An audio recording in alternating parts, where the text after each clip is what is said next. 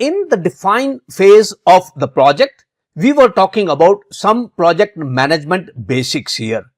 In project management basics, we have talked about project charter and we have talked about communication plan. Now let's talk about some tools for project planning. In project planning, we will be talking about two main concepts here.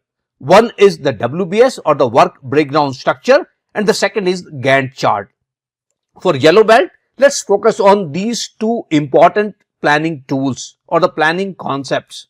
Let's start with work breakdown structure. WBS or the work breakdown structure is used to break down a project into manageable components. So you have a project that you can split into smaller pieces. One project could have multiple components, multiple areas, multiple sections. So you can divide that project into different components so that you can assign the responsibilities of those to different team members. That's how work breakdown structure concepts work in the Six Sigma project. Let's look at one example of work breakdown structure on the next slide. So here on the right, if you see at the top, we have the plant. This plant could be the power project. This could be a refinery. This could be a city development project, whatever project you have. Or in context of Six Sigma, this could be Six Sigma project at the top. That you can divide into number of sections. So let's say a Six Sigma project could be covering two sections of the company, section 1 and section 2. So you can divide into two parts, section 1 and section 2.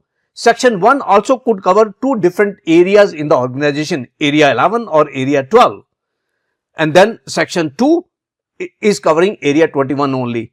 So that way you can split that project, your Six Sigma project or your refinery project or your power project, whatever project you are doing, you can split that into number of pieces so that you can assign individual responsibilities for these small areas.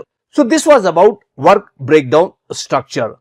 The second concept which we want to cover here is the Gantt chart. Let's look at the Gantt chart on the next slide.